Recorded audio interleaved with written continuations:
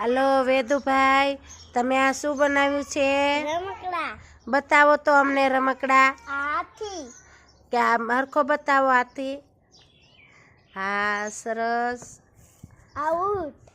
હાથમાં લઈને બતાવો ઊંટ. બીજું શું બનાવ્યું? રીંગણું. હા બીજું શું બનાવ્યું? ભીંડો. હા બીજું શું બનાવ્યું?